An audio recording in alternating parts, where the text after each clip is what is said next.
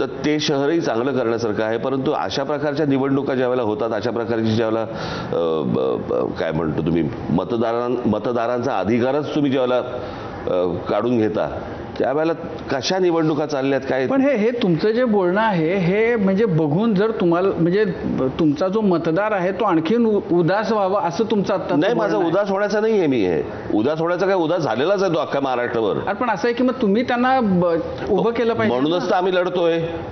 नाही तर मग आम्ही सांगितलं असतं आम्ही निवडणुका लढवत नाही.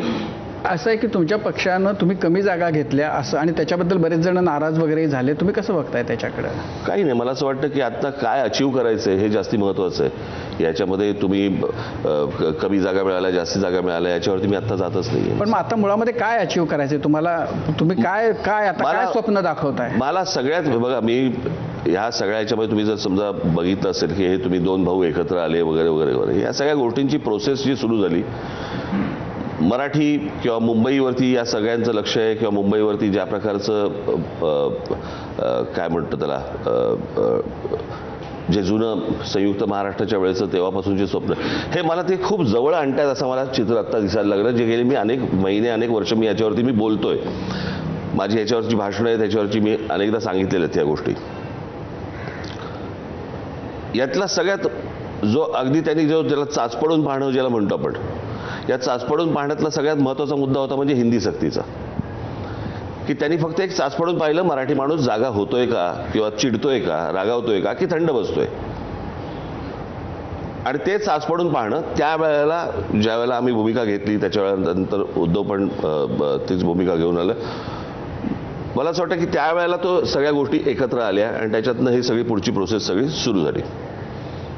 मुंबईमधला काय डेव्हलपमेंटच्या गोष्टी या होतीलच, परंतु मुंबई ही मराठी माणसाच्या हातात राहणं, मराठी माणसाच्या ताब्यात राहणं हे सर्वात जास्ती महत्त्वाची गोष्ट ही मला आज दिसते. तुम्ही म्हणाल मुंबई का? मुंबई ही म्हणजे एक स्टेट विदिन स्टेट आहे. कळलं का? मुंबई एवढं मोठं शहर आत्ता तरी तुम्हाला दिसणार नाही. आणि त्याच्यावरती आज अनेक वर्ष आज मराठी माणसाची जी ज्याला काय म्हणतो मराठी माणसाच्या हातामध्ये जी गोष्ट आहे,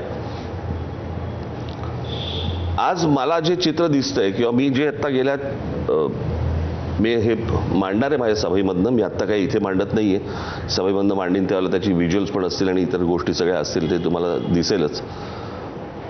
पण हे मला साधारणपणे 24 आणि 25 याच्या दरम्यान मला एक व्यक्ती भेटली आणि त्यांनी मला काय काय गोष्टी मला दाखवल्या. मी हबकलो ते बघून. म्हणजे ज्या प्रकारचं प्लॅनिंग, ज्या प्रकारच्या गोष्टी सुरू आहेत आणि त्याच्यानंतर आत्ता 24 आणि 25 म्हणजे मला आपल्याला सगळ्यांनाच प्रश्न पडला होता की हे सगळं उशीर का होतंय, निवडणुकांना उशीर का होतोय या सगळ्या याच्यामध्ये. तर प्रशासकामार्फत काही गोष्टी ज्या करून घ्यायच्या होत्या की ज्याच्यामध्ये निवडणुका झाल्या असत्या आणि इतर पक्ष जर सत्तेवरती आले तर त्यांचा आपल्याला त्रास होईल, या सगळ्या गोष्टी करून घ्यायला. हे 2024 आणि 25 मध्ये ज्या घडल्या गोष्टी ज्या मी तुम्हाला दाखवणार आहे, मला असं वाटतं की त्या जेव्हा तुम्ही बघाल त्यावेळेला मी काय म्हणतोय हे तुम्हाला नक्की त्याचा अंदाज येईल. यांचा ही सगळा जो फोकस आणि कॉन्सन्ट्रेशन जर समजा तुम्ही बघितलं तर हे MMR रिजनवरती आहे. आणि याबद्दलची गोष्ट मी त्या दिवशी माझ्या 2 सभांमधनं पण मी ही उद्धृत केली होती, सांगितली होती. म्हणजे त्यातलं एक अगदीच तुम्हाला छोटं उदाहरण द्यायचं झालं तर म्हणून मी तुम्हाला सांगतोय, त्याच्यावरती तुमचे काउंटर असतील की हे तुम्हाला कुठून कळलं आणि काय कळलं वगैरे वगैरे तुम्ही बघा. परंतु मला असं वाटतं तुम्ही मराठी म्हणून तुम्ही पण नीट समजून घेणं गरजेचं आहे. वाढवण बंदर होत होतं इथपर्यंत मी समजू शकत होतो की ते बंदर होतं, एक नवीन महाराष्ट्रामध्ये बंदर येतं. वाढवण बंदराच्या बाजूला आता एअरपोर्ट येतोय. हे आत्ता नव्याने आलं की आता तिकडे लँड रेक्लेम करून तिकडे आता नव्याने विमानतळ येते. मग ज्यावेळेला मला प्रश्न पडला हे विमानतळ कशासाठी येतंय, तर इथून मुंबईचा सगळा कार्गोचा सगळा भाग हा सगळा तिकडे हलवणार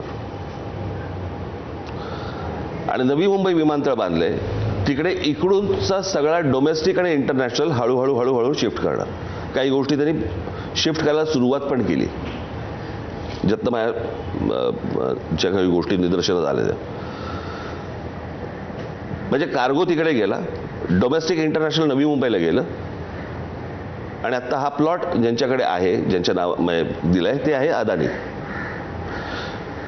वाढवण बंदर अदानी, तिकडचं विमानतळ अदानी, मुंबईचं विमानतळ अदानी, नवी मुंबई इंटरनॅशनल एअरपोर्ट अदानी.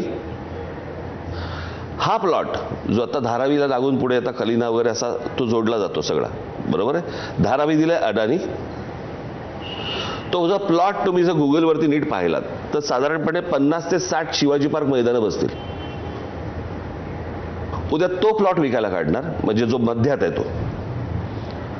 आणि ह्या ज्या जागा आत्ता मी तुम्हाला सांगतोय, ह्या आत्ता मुंबई आणि तुम्हाला मुंबई आणि या MMR रिजन आणि या सगळ्या याच्यामध्ये ते मी तुम्हाला दाखवीनच त्या सगळ्या गोष्टी. तुम्हाला असं वाटतं की हे एअरपोर्ट बंद करून तिथं तो प्लॉट विकून टाकतील, हा एअरपोर्ट आपला बंद होईल असं तुम्हाला सिरियसली वाटतं? 100%. असा एवढा मोठा एअरपोर्ट बंद करतील आणि सगळं शिफ्ट करणार ना. तुम्हाला काय कळणार आहे ते? नाही, पण असं आहे की तुमचं एकदा जाणंच तिथे नवी मुंबईला सुरू झालं ना एकदा, की तुमचं दुर्लक्षच होणार आहे त्याच्याकडे. नाही, आपली एकूण म्हणजे विमान वाहतुकीची एकूणच त्याचं वाढतं प्रमाण लक्षात एक मिनिट, घेता. मी तुम्हाला आता तेच सांगतो ना. मी आता सांगितलंय ना, न हो आपण अशा आशा धरूया, होऊ नये अशी आपण अपेक्षा धरूया. मी तुम्हाला मोठा प्लॅन काय तो फक्त तुमच्या समोर मांडला, म्हणजे तुम्हाला काय चालू आहे हे तुमच्या लक्षात येईल. मी काय अंदाज तुम्हाला येईल या गोष्टींचा की एक्झॅक्टली काय चालू आहे. आणि हे मी तुम्हाला MMR रिजन, तुम्हाला आठवत असेल मी बुलेट ट्रेनला विरोध केला होता, बरोबर आहे. आज बुलेट ट्रेन जाते कुठून? ती मुंबई, थोडा बहुत ठाणा आणि मग पालघर, बरोबर. आज वाढवण बंदर, वाढवण एअरपोर्ट, ही तुमची बुलेट ट्रेन. तो सगळा नीट तुम्ही भूगोल बघा अख्खा. हे मी आज पहिल्यांदा नाही बोलत आहे मी तुमच्यासमोर, मी याच्या अगोदरही बोललेलो आहे की ह्यांचा काय प्लॅन सुरू आहे. एक तुम्हाला मी जुनं भाषण, मला असं वाटतं मी एकदा नरेंद्र मोदींचं तुम्हाला शिवाजी पार्क मैदानाचं दाखवलं होतं मला असं वाटतं. आणि त्याच्यामध्ये ते म्हणाले होते की मुंबईचा DNA हा गुजरातला मिळतो, हा पुण्याला मिळत नाही. पुण्याला जाऊन तुम्ही काय कराल? आणि हे याचा जर समजा तुम्ही खूप खोलात जर गेलो आपण, तर त्याचा सगळ्याचा खोलात गेल्यानंतर तुम्हाला संयुक्त महाराष्ट्र चळवळ सगळी दिसेल की त्यावेळेला आपण विरोध करणारे हे मुंबईमधले सगळे व्यापारी होते गुजराती. पण म्हणजे थोडक्यात तुम्ही असं म्हणताय की जर मुंबईला म्हणजे इतर पक्षांच्या नेते जरी ते मराठी असले तरी त्यांच्या हातात मुंबई मराठी सुरक्षित नाही, फक्त तुमच्या ठाकरेंच्या हातात सुरक्षित आहे असं तुम्ही म्हणताय?